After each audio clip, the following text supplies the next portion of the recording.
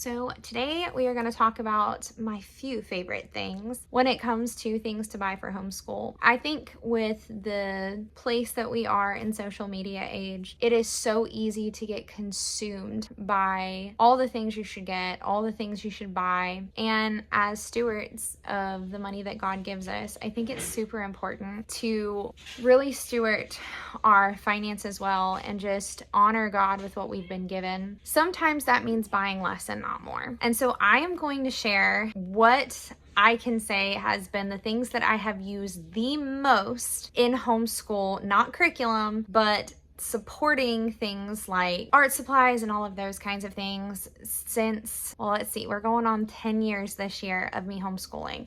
And this is me homeschooling, entering into high school all the way down to I have a first grader. So come along and we're going to talk about it.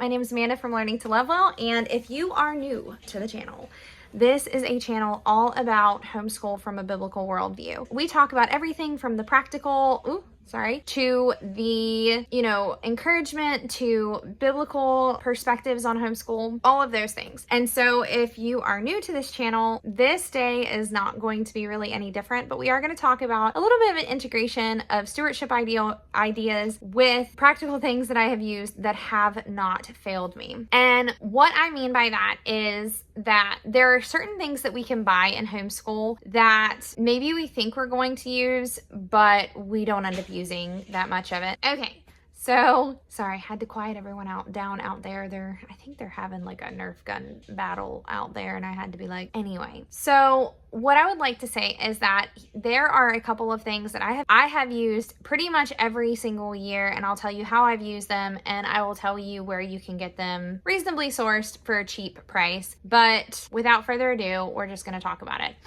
Okay, so we're going to call this my few favorite things. It kind of reminds me of The Sound of Music a little bit, like these are a few of my favorite things.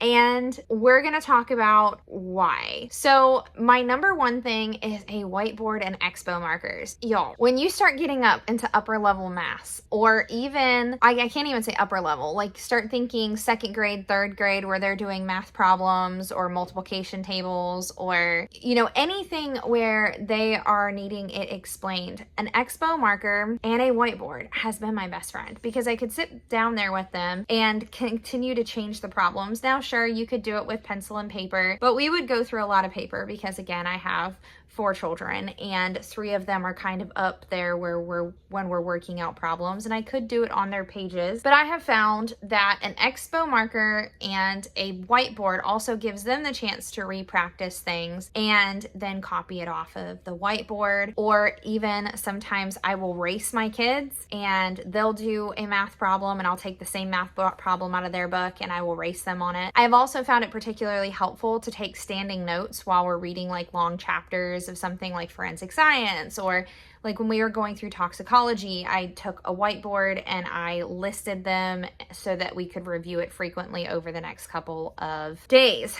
I have also done it to map out things like Proverbs, when we talked about lady wisdom versus folly and making the two paths and kind of describing it as we go through the Proverbs. Like the thought process between having a dry erase board literally like goes through all of the subjects, and you can use it for everything, and it just kind of adapts to you. I think that's why they keep them in classrooms. Now, do you have to go super expensive? No. You can often find them on sale like at Walmart or something like that if you don't want to have a big dry erase board. I actually did the mapping of Proverbs on like $1, well, I guess it's $1.25, $1.25 whiteboard from Dollar Tree. It does not have to be expensive, but the idea is it helps your visual learners because you can draw little pictures, you can, map out all of your math problems, all of those things. You can go as cheap $1.25 all the way down to, or all the way up to a $50, $150 whiteboard if you want to like hang it on the wall, something like that. So that one is as cheap or as expensive as you want to go. I will say I do like my big whiteboards, but I do like my small lap boards from like my Dollar Tree boards. Back to school time, Walmart pulls out whiteboards and stuff like that and expo markers, and you can normally find it. And then whenever the back to school clearance goes on, expo markers frequently go on sale. So if you want to stock up, this is your time, or that is the time to do it.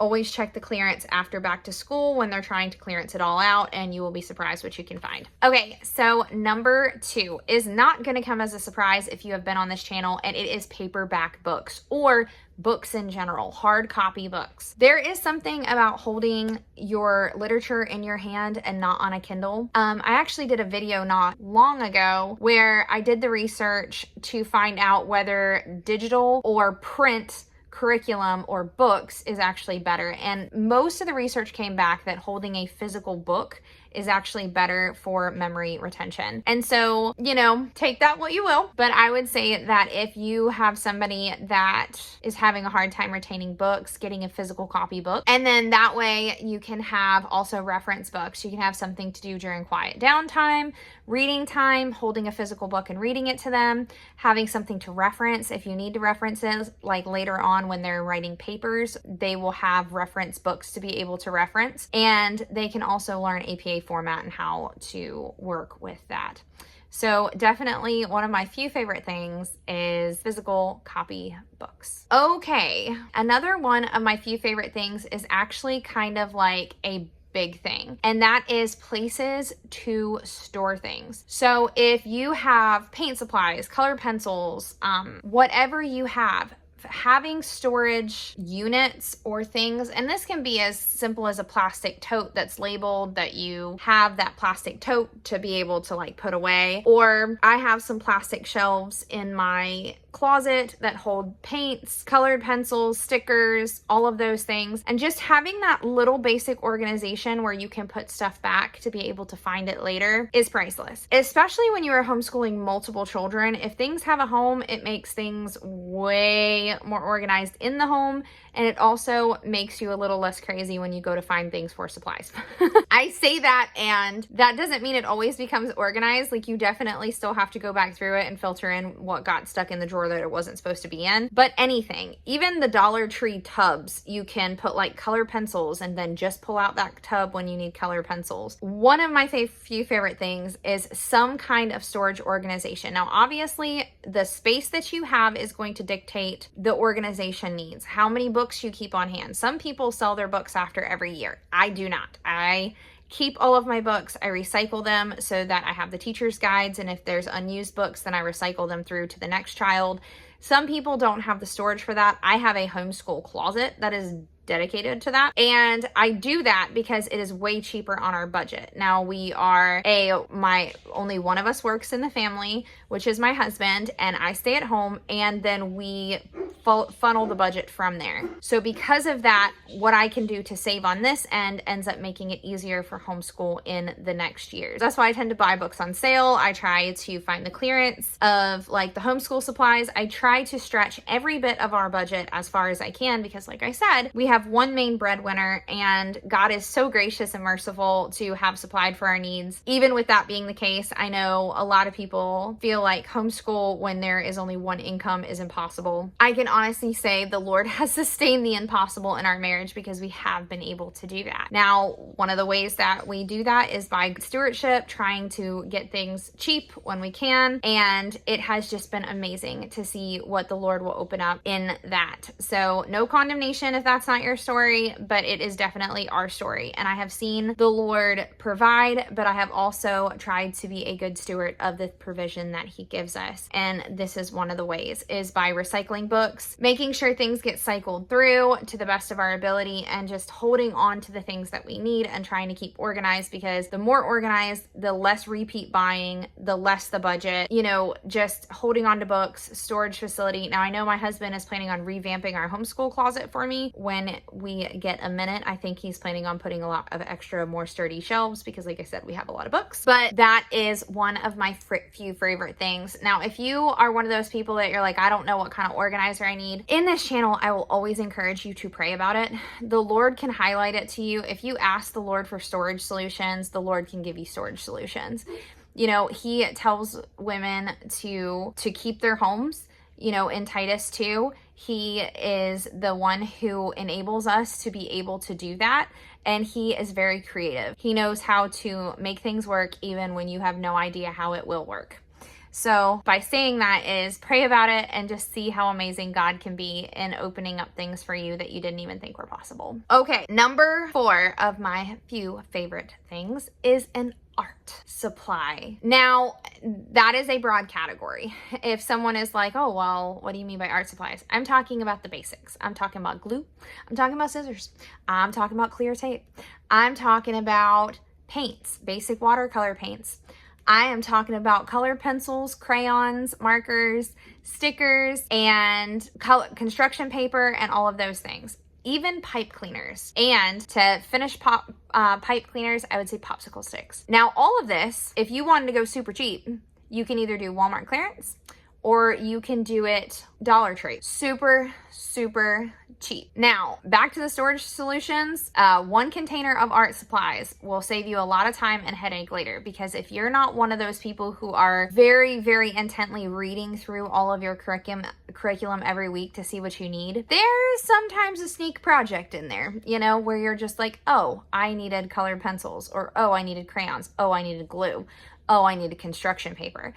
And in the middle of your homeschool lesson, most of us do not have the opportunity to be like, I'm going to go pick that up really quick and come back. Now, even though our local Walmart is not that far from us, I would prefer not to leave in the middle of the homeschool day or push off. Sometimes if you push off a project, you don't even actually do it, or it becomes irrelevant to the lesson later on. And so, or it does not become, or it's not as relevant to your lesson later on. So with that being said, one of your greatest strengths is having a tub or a storage solution. Like I said, I have those clear shelves in my homeschool closet that holds art supplies that we will be using basically whenever we need it. It doesn't mean that we use it all the time. We could go a couple months without using the paints in there, but when we need them, they're there. And watercolor paints and tempera paints can be like $10 or less for a whole giant set if you catch it on the right sales. And like I said, when we do back to school shopping, if you wait a little bit after back to school shopping and they start clearancing stuff out, stuff like that can be very cheap. I've gone to Walmart and gotten crayons for like 50 cents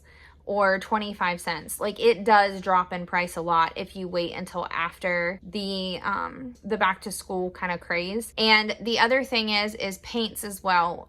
During that time, paints drop in price, and like I said, it can be the difference between you guys getting to do a wonderful project that they'll be able to keep for years and years and years versus something you just put off because you don't have the supplies on hand. So one of my few favorite things is a reliable art supply. Okay, number 5, and y'all gonna think I'm crazy, but this is one of Mom's few favorite things. These things, tabs or bookmarks. So most people would think I'm nuts for thinking that this is one of my few favorite things, but this is such a time saver. Guys, when you have 4 books that you are grading and you got to flip through, not having to flip through and try to find the right page because you've got the tabs in it, and you can mark your teacher's guides and keep the tabs up to date on each one, and then it's easy and it's just a flip and a turn. It can make grading significantly faster. It can also make finding your pages in your readers and everything else significantly faster. You're not thumbing through to try to figure out what your next page is and where you left off on. I love these ones because I can bookmark it to a specific paragraph and I don't have to worry about like it falling out of the page or anything else like this. So these little post-it tabs, they can be expensive, but they have a lot of them, and 1 pack will probably do you for a school year unless you have kids who constantly lose the tabs. I'm gonna leave that there. because sometimes you have certain kids that will pull it out. But I will say tabs will make it so much quicker and easier, especially if you have multiple subjects and multiple kids in each subject and multiple readers going on at once. This can be your best friend between having to try to figure out where you're at. If you lose your place and the book accidentally gets shut, the tab's there. It's no harm, no foul. You open it up, you're good to go. So I will say one of my few favorite things is these tabs. And like I said, it might be like $4, maybe $5 for the year. And if you have kids who hold on to your tabs, it's way cheaper than that, because I think, let's see. Yeah, this has 140 tabs. So one of my favorite things. Now, the last favorite thing, which is a bonus favorite thing, is actually not a homeschool thing at all. And that is Tupperware. Glass Tupperware, leftover Tupperware, meal prep Tupperware. If you have things in your home where you can make ahead and put it in the fridge, because when you are home with your kids all day, it is amazing how much they can snack. Like, I don't know about your kids, but my kids can snack. They like fruit. Cutting up a watermelon and sticking it in some glass Tupperware for an easy snack during the day, or pre-made cut up peppers in it, or whatever you have, or making salads or sticking leftovers in it. This is one of my favorite things for homeschool, because even though it is not a homeschool thing, it totally is when your kids are home all day and you are the lunch lady. It's beautiful to have things already meal prepped and easy to go. It makes life so much easier at lunchtime if you're not having to sit there and cook a 30-minute meal or an hour meal. It is nearly impossible. And let's face it, if you're eating peanut butter and jelly every day, it kind of gets old. And don't get me wrong, a good peanut butter jelly banana sandwich sounds amazing, but it does. It is way nicer to have hot meals. Or this week I had made a giant bowl of soup with meat and vegetables, and it had cabbage in it, and it was actually really, really good. And we had that for multiple meals throughout the week, and it just made it so much easier because I could make a giant pot one time, and then we could just reheat bowls of it whenever we want, or I could stick the whole pot back on the stove and reheat it, and it worked out wonderfully. You can do the same thing with like refried beans. You can make burritos, just anything that can put your stuff away so that you can make something one time and then transpose it for multiple days. It's one, healthier, it's cheaper on your budget, and it's a really big time saver when you are in homeschool. And like I said, when you're the teacher and the lunch lady and you're wearing multiple hats, anything that makes those hats easier to wear is a welcome blessing in my home. So, like I said, this is not recommending anything crazy. I am recommending things that are relatively cheap, but definitely do make your life a little bit easier in homeschool. And after almost 10 years of doing this, I have found that it's not the fashionable things that make homeschool easier. It really is your tried and your true, like your storage bins, your basic art kit, your Post-it tabs, you know, even some highlighters, things like that, that really do make homeschool a lot easier. It's your basic school supplies, your whiteboards and stuff like that. If you get into the groove of using things that you really enjoy and that make your homeschool easier, I highly recommend that over any fad things to buy. You don't have to buy the most expensive containers or anything else. If it's functional, long-lasting, and good quality that you're not going to have to continue to replace, it's better stewardship. And on top of that, if you take care of what you have, you can be surprised how long it will last you. And so with that being said, I'm going to sign off on here, but I hope you got something out of it. And I hope that this week you get to serve Jesus in whatever capacity he's called you to, and even in homeschool. So I hope you guys go and enjoy serving our King this week. God bless and have a great night.